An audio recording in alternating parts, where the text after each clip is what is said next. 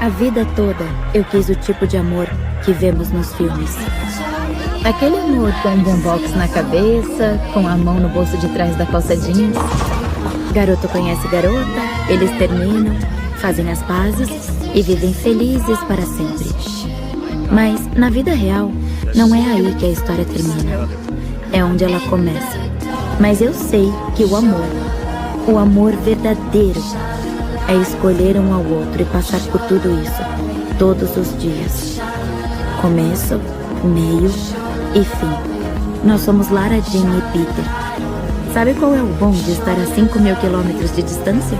Escrever cartas de amor.